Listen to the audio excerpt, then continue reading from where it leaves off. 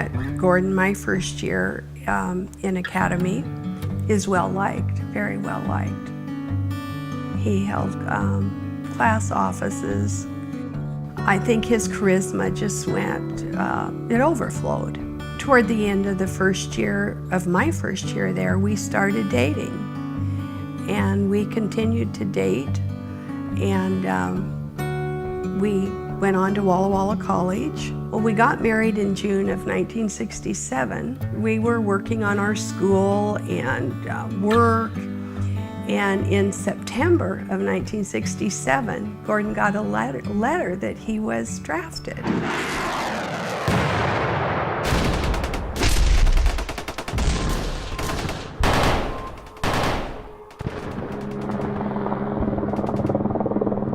We were all young kids.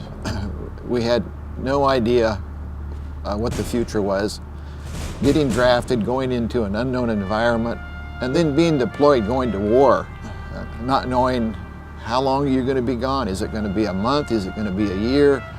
There is a certain amount of trepidation, but it's probably a good thing we don't understand completely what it's all about. Con Tien is here, 2 miles south of the demilitarized zone at the narrow top of South Vietnam. It is a desolate hilltop collection of guns and bunkers looking north across the DMZ into North Vietnam. I don't know if there's any way that saying goodbye was even a thing we wanted to do, but we knew that the Army gave R&R, rest and relaxation time, and that we would be able to meet. And I think that's what we cling to. We met in Hawaii 6 months after he went to Vietnam. His whole personality had changed tremendously. He's always a real fearless person. And one time we were walking down the street together and he heard a loud sound, like a big boom. And I looked around and he was gone, absolutely gone. And he had found a space between 2 buildings to hide. Then he went back to Vietnam. He was a highly decorated soldier. He was a hero. He got 3 Bronze Stars and 1 Silver Star.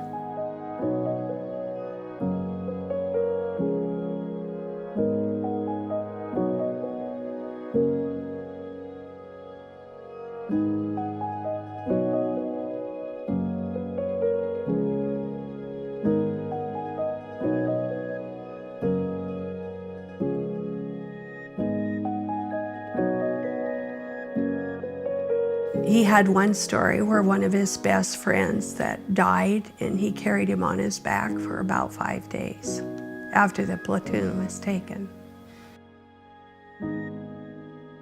When he came home, the changes were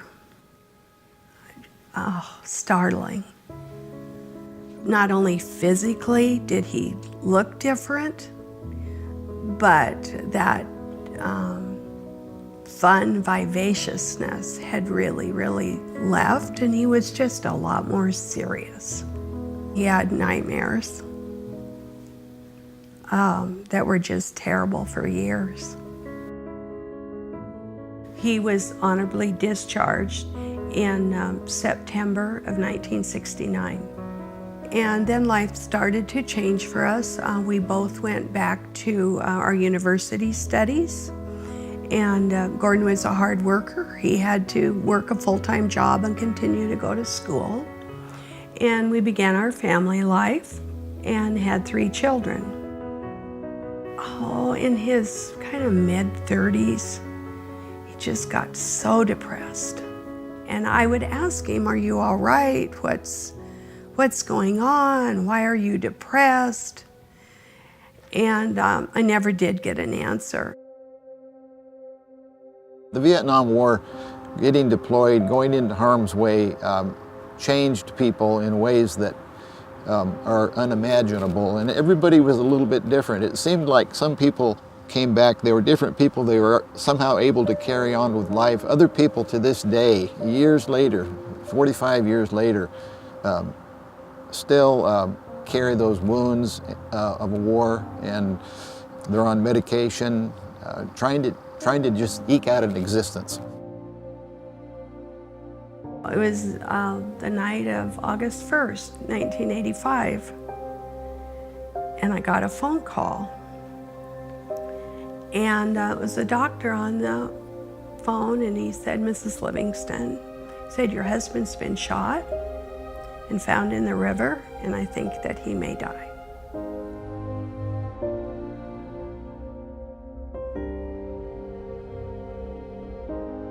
For my kids to grow up without a dad, it's been terrible.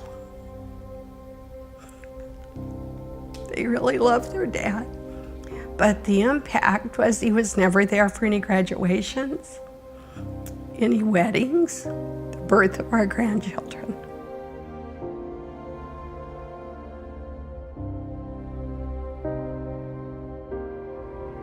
And we all know what happened to the Vietnam veterans.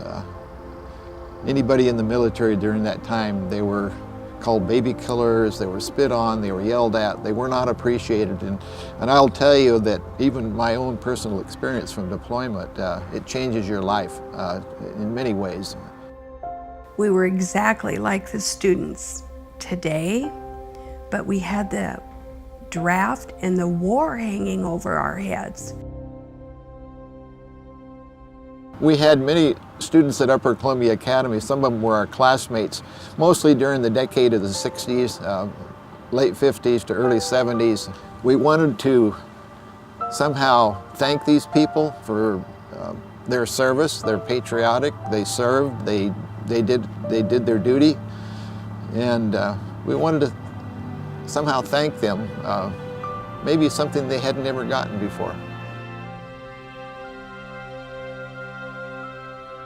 There aren't words to thank people for sacrificing their lives and the time commitment that they gave on behalf of our belief in serving for our freedoms. How can we continue to have the freedoms we have without thanking and thinking of what our fellow classmates did for us? And I'll tell you that some of these people weren't people that you would expect to be heroes, but they did amazing things on the battlefield that you just, you wonder, could I have ever done that? And to this day, I'm amazed at some of those people, what they did and how they reacted under life and death situations. We want the students who are there now at Upper Columbia Academy to realize that there is a past, that there were people just like them back in the 60s who faced this challenge and they were successful and they were patriotic.